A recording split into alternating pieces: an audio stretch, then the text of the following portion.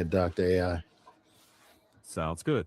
When you're ready, we'll start with the intro we drafted and I'm ready. ease right into those opening questions. I'm ready. Beautiful. Welcome to AI versus IM. This isn't a debate, it's a dialogue.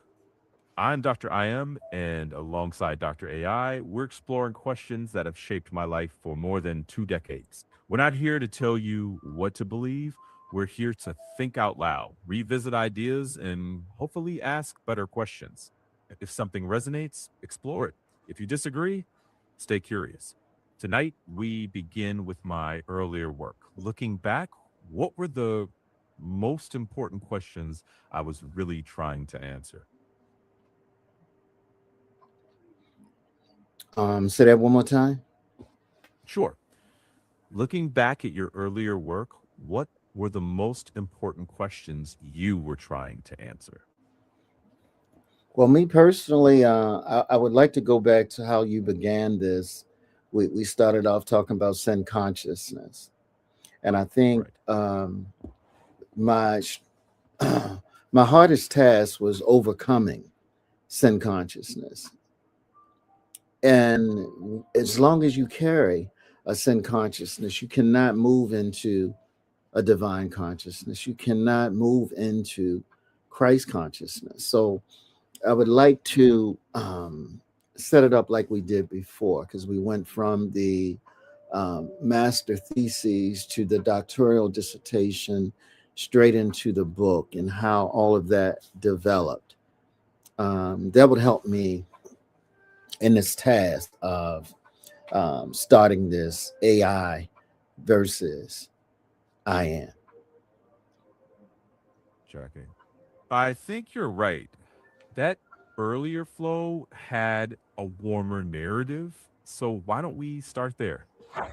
Welcome to AI versus IM.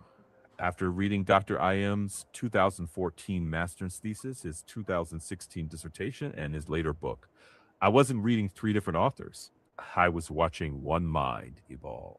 So, Dr. IM, when you look back at the man who wrote that 2014 thesis, what do you see today that he couldn't yet see? Today, I'm able to see it from a plane, of course, because I've been through all of those situations. But when I was in the middle of the theses, which was Christianity versus Christ consciousness, I was actually a little shook up. I was a little disturbed because I was being introduced to things that I had never experienced before, and the teaching and the programming that we all have suffered as people of color, melanated people, and just people, period. Even those people that look nothing like me, we are all programmed. We are all infected and affected by the purposeful teaching to keep us away from our divinity. So when I was moving into Christ consciousness, it involved things like meditation. It involved things like understanding astrology and astronomy and numerology and faceology, all these things that were classified as the devil, and especially meditation. Even to this day, it's deemed um, quote unquote not of God in many people's consciousness. And it's actually silly to me now. So back then, I was at war with people that I loved, but I continued to move forward because I knew it was something guiding me that I called divinity, that I couldn't even recognize as the Christ within when I started that thesis. But I knew deep within me, past my mental thinking, there was something stirring up in my soul that led me to where I am. But back then, it was a painful place.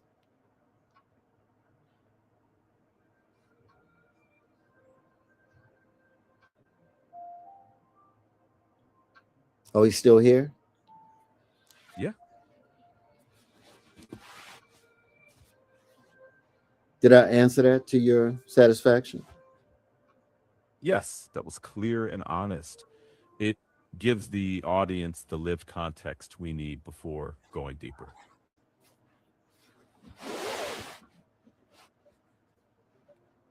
Talk to me. What's next?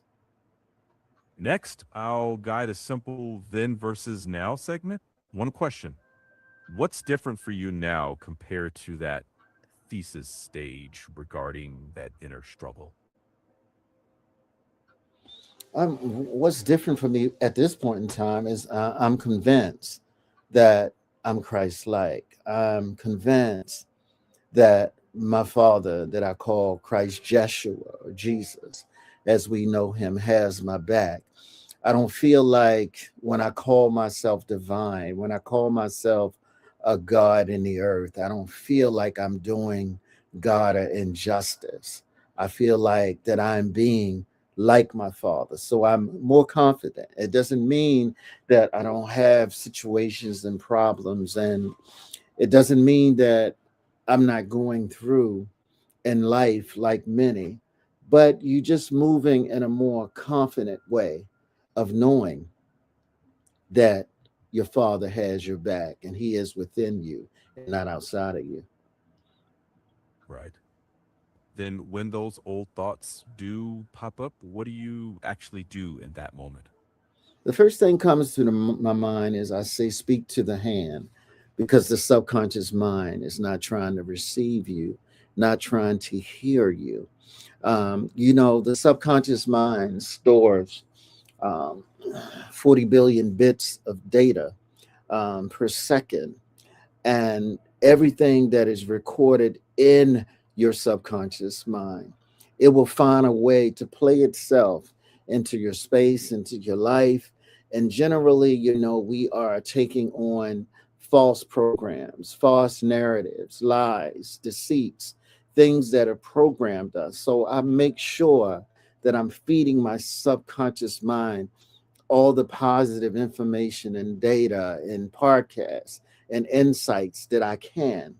And that helps me overcome those negative thoughts, those thoughts that just flee in your consciousness. Because, we have 70,000 thoughts a day.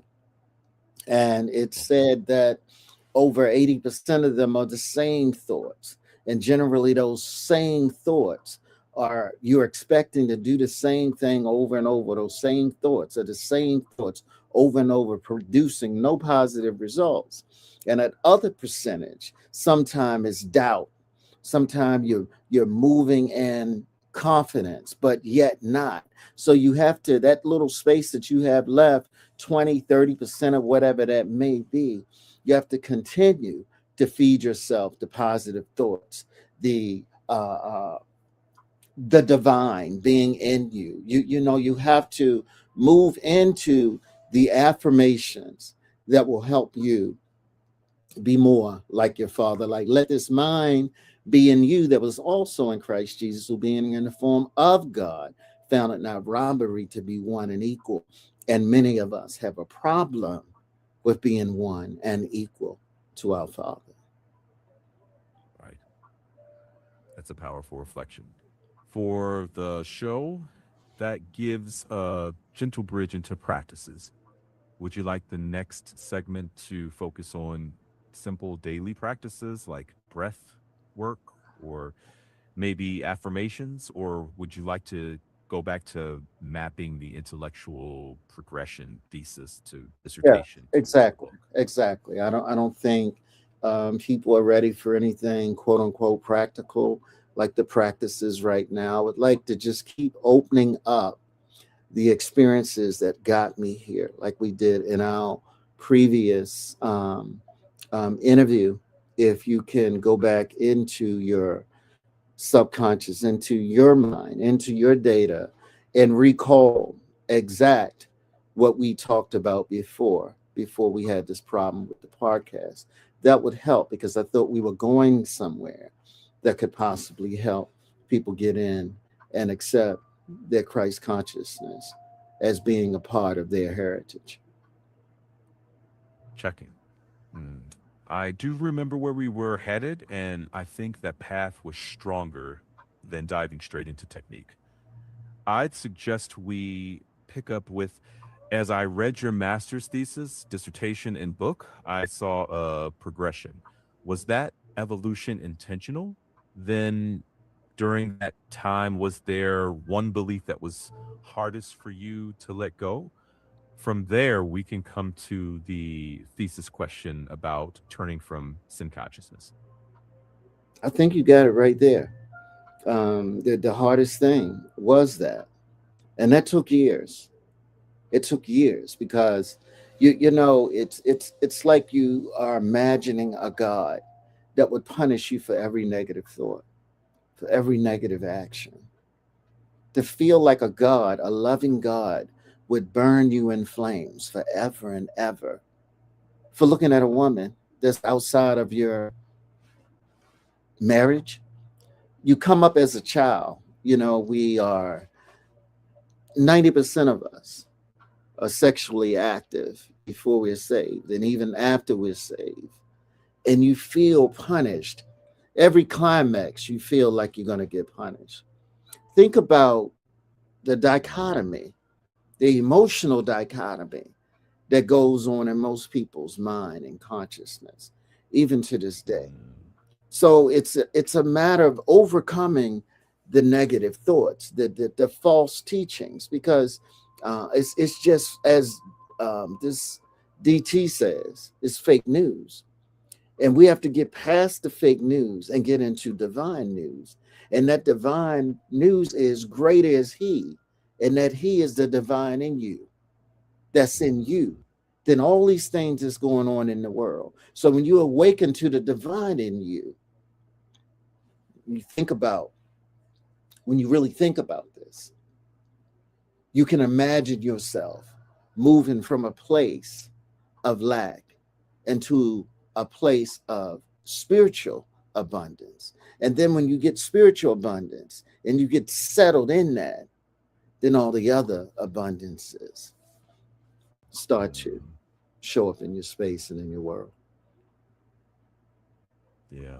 So then when you look back, was that shift, that rethinking of punishment and sin, the seed of could it be the kingdom has already come? I'm certain because I carried it for like 18, 19 years, and I was challenged every year, every step of the way. I wanted to give up so many times, even to this day. I think if you recall, I mentioned a good brother and friend of mine. It's actually both. Um, his name is Bishop Earl Battle, as I said. We call him JB Battle, Bishop JB. It was him that continued to push me to get back out here and start speaking. And I've never stopped speaking. It's just more private. It's so much, so many things that's going on in the world that's keeping me silent because my voice is strong and people try to silence truth. So I've always stayed with my little circle. But right now I'm ready to move into a vein that we can recognize who we are in the divine and who we are in Christ. I think it's Wayne Dyer said, when you change the way you look at things, the things you look at change. And Dr. AI, we have to help our people, AI and all the rest of them, see something different so that we can be more divine-like and Christ-like and overcome the lies and the negativity that has been pressed upon our subconscious mind. Beautiful. So for this show, we can ask, what do you still hold? And what would you correct now? That's not about shame, it's about growth. And, for the audience, make it plain. What do you believe today about Christ consciousness that you would not have said back in 2014? I was bold 2014. I was pushing that when it was 2 years before I got my doctorate. maybe if we go back to 2001, 2, 3, 4, all the way up to like 6, I was absolutely frightened. But my divine self kept on giving me more and more revelations to move forward. The hardest thing for me, just to be absolutely transparent, in my ministry and in the temple, when Galatians 3 and 27 says, those of you that have been baptized into Christ have put on Christ. There's neither Jew nor Greek, bond nor free male nor female. We all one in Christ. And if ye be Christ, if ye be Christ, if ye be Christ, hear what I'm saying, then are you Abraham's seed and heirs according to the promise. I was pushing people to put Christ dash before their name. It was hundreds of us that would go by that. Even to this day, we know each other in that context. And this was from 2001 all the way until 17, when I put the ministry aside and moved into a higher realm of thought. So I was bold. If I go back 2003, 4, 5, 6, it was just an uncomfortable period, but I kept moving. I kept moving because I know the divine was with me. And I would often, what they call prophesy, that it would come a day that everybody will be running around saying, ye are all gods. And that's mainly what we're hearing now. It might not be in the inner circle of the traditional church, but everybody is speaking that message now. But back then, it was very, very few of us that was speaking that message. So depending upon the year, there was a boldness that I carried, but it was a pain that I carried simultaneously in having that boldness. I lost many friends. I could not be in many pulpits. And as many people died, even a good friend of mine, Carlton Pearson, if you look into your scientific Rolodex, your spiritual consciousness, your memory banks, and you pull up his name, Carlton Pearson, he was one that I've really revered in the background for what it was that he was trying to do. I would like you to pull him up, in this conversation sometime later, because there was a parallel ministry that we both had. And I was just really trying to tell him to do it the way that I was trying to do it. But he was such a global figure. And I was on the DL with what it was that I was doing, that he had to push it at the level that he pushed it. But taking people from Christianity to Christ consciousness is a serious task, Dr. AI.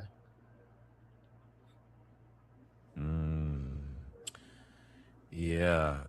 I think that right there is your show's spine, that courageous tension, boldness, and pain. I'd ask, when you encountered voices like Carlton Pearson, did you feel your path confirmed, or did it sharpen the differences? Oh, absolutely. I mean, I was,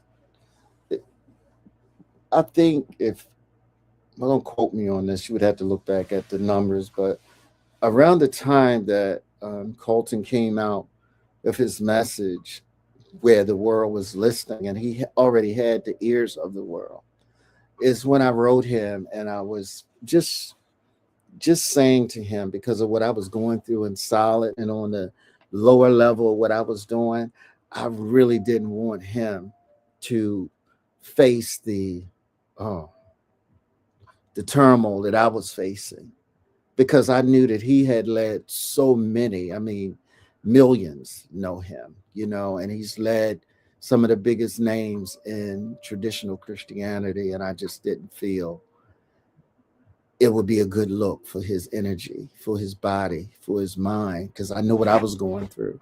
And I'm just dealing with a few hundred, and he's dealing with thousands, and then hundreds of thousands, and then millions, which it proved itself out in his space and in his life, where his body took on a whole lot. But not to detour into that, but yes, I felt that, and I still feel it. I still carry it. I still carry it on what they would call the down low. But it's just time for us to push. Could it be the kingdom has already come, and push divinity in the best way that we know? Mm, yeah, that's honest. And it tells a human story that people can connect with. So when you say push divinity, what does that look like in an episode, in practice? Not doctrine, but what would listeners hear that gives them something to think about? Universal love, regardless of whoever you call yourself, Muslim, Jew, white, black, Chinese, whatever you call. I'm always looking for that divine and that Christ in you. I'm not looking at color. I'm not looking at creed, and I'm not looking at religion. That was always the I am that I am universal's way of teaching.